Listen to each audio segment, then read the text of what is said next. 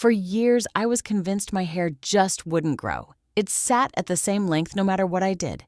I bought the serums, took the gummies, tried every routine, and nothing moved. Then I found out the truth, and it changed the way I saw my whole head of hair. My hair had been growing the entire time, half an inch a month like almost everyone's. I was just losing it at the ends as fast as I grew it at the top. So, in this video, what your hair actually needs, and the honest truth about what a routine really can and can't do. No hype, no miracle growth promises, nothing makes your hair grow faster than it already does. This is about finally keeping what you grow. And stick around, because the step I ignored the longest turned out to be the one holding everything else together. Skin Secret 1, it was never about growing more. Here's the thing that finally clicked for me. Your hair grows from the root at its own steady pace about half an inch a month. You can't speed that up. Not with a serum, not with a gummy, not with a scalp massage. That part is simply set. So if your hair never seems to get longer, it's almost never that it stopped growing. It's breaking off at the bottom just as fast as it grows at the top. Picture filling a bucket that has a small hole in it. The water keeps pouring in, but the level never rises. That was me for years. My hair was quietly doing its job, and I was quietly undoing it every day. I wasn't failing to grow hair. I was failing to keep it. Skin Secret 2. The shower was where I did the damage. The fastest change came from my shower. I didn't add a single product. I just stopped getting it wrong. Within 2 weeks of fixing how I washed, my hair felt softer and snapped far less. Here's what I had backwards. I washed too often and too hot. A stripping shampoo plus hot water pulls out the natural oils your lengths need, and dry hair is brittle hair. How often is right depends on your scalp, not a schedule. Oily hair more often, dry hair less, and your exact numbers at the end. And shampoo is for your scalp, not your lengths. Work it into your roots, let the lather rinse down on its own, and rinse for longer than you think. So, which shampoo? 2 things. One that cleans your scalp without leaving your hair squeaky stripped. Sulfate-free is gentler for dry or colored hair. A normal one is fine for an oily scalp. And a hydrating helper like glycerin or panthenol if you run dry. Warm water, not hot. Scalp, not ends.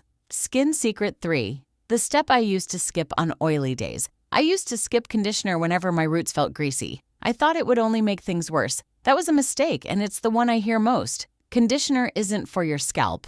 It's for your ends, the oldest, driest, most fragile part of your hair, furthest from your scalp's natural oils.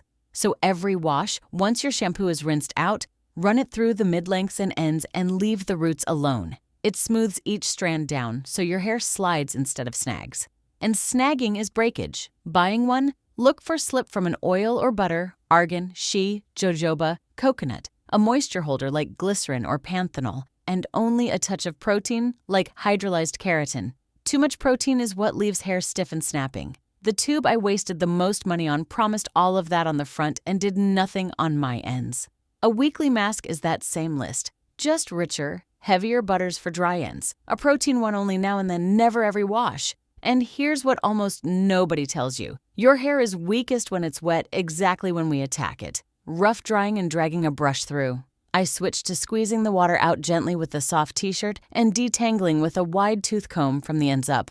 Fewer broken strands. Straight away. Skin Secret 4. The one holding everything together. Remember the step I said I ignored the longest? This is it. And it decides whether the rest is even worth doing. Heat. My straightener and blow dryer were undoing every gentle thing I did in the shower. Direct high heat on bare hair is rough on the outer layer, and that's where split ends are born. I'm not going to tell you to never touch a hot tool. I still use mine.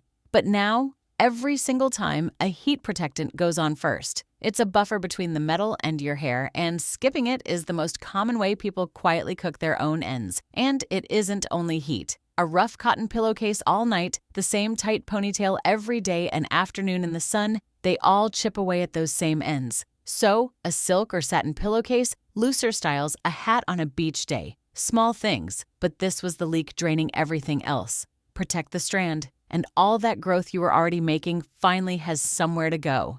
Skin Secret 5. What actually helped and what just felt nice. Once the basics were solid, I added a couple of things that genuinely helped and learned which were just for fun. Oiling helped me, but not the way I believed. Oil does not make your hair grow. I have to be honest about that. What a pre-wash oil does is coat the strand, cut down on breakage, and calm a dry scalp. A little through the lengths an hour or two before you wash, once or twice a week, then shampooed out. For that pre-wash treatment, coconut oil is the one that actually soaks in a little and cuts protein loss. For a bit of shine and frizz control on damp ends afterwards, a lighter oil like argan or jojoba does the job without the grease. And jojoba is the gentlest if your scalp gets upset easily. If your scalp runs oily, keep any oil to the lengths. None of it is magic, it's the boring stuff, done kindly and often, that keeps hair on your head. Skin Secret 6. The hacks I tried so you don't have to. Before any of this clicked, I tried every viral fix my feed threw at me. Let me save you the months. Rice water first, because it's having a moment. The honest version, it works like a light protein coat, so it can feel a bit stronger for a day or two. But it's mostly people's stories, not solid proof. And use it too often and you get the opposite of what you wanted, because too much protein leaves hair stiff and brittle hair snaps. Once a week is plenty, never daily. Now, one that surprised me, because I expected to write it off, rosemary oil.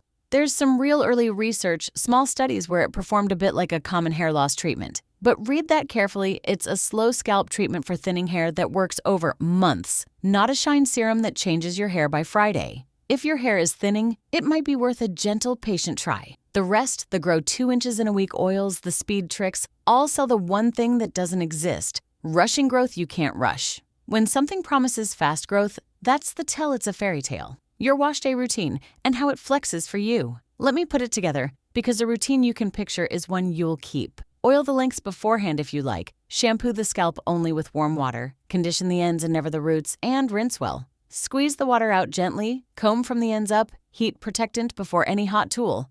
A mask once a week, and a small trim every 6 to 8 weeks. Now, how it flexes for you, the steps stay the same. You just turn 2 dials, how often and how rich. Straight and fine hair, your scalp's oil slides down easily, so wash more often, every 1 to 2 days, and keep everything lightweight so it doesn't fall flat. Wavy hair sits in the middle. A couple of washes a week. A medium weight conditioner. Richer only if your ends feel dry. Curly and coily hair is the driest because that oil can't travel down a bend or a coil, so wash less, 1 to 3 times a week, lean into richer conditioners and masks, and keep a leave-in close by. The drier the hair, the less washing and more moisture. The honest part. What a routine can't do.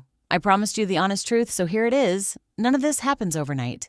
Give it a week or 2 to feel softer, about a month to notice less breakage on your brush and in the drain, and a few months before the length shows, because you're keeping half an inch a month, not adding more. Slow is normal. You're not failing, you're just early. One honest exception to the growth thing, your hair can't grow faster than its set pace, but it can slow down if you're running low on iron, protein, or vitamin D, which is genuinely common in women. So nourish it with real food rather than starving it or chasing a biotin gummy. And a couple of honest limits. Split ends can't be healed or repaired. Whatever a bottle promises, the only fix is to trim them off before they travel up the strand, which is why a small trim every 6 to 8 weeks helps you keep length instead of losing it. Shedding 50 to 100 hairs a day is completely normal too. That's just your hair's cycle, not breakage. So don't panic at the hairs in your brush. The ones a routine actually saves are the snapped ones. So after years of blaming my hair for refusing to grow, here's what changed everything. Realizing it had been growing the whole time and my only real job was to stop losing it. My hair was never the problem. The way I treated it was. Wash gently. Condition the ends, protect the strand, be patient, and stop chasing faster. If this finally made your hair make sense, a tap on like helps YouTube show honest hair advice to the next person still buying miracle serums and wondering why nothing works. And if you'd rather understand your hair than keep spending on things that don't do anything, that's the whole reason this channel exists. Subscribing just means the next one finds you.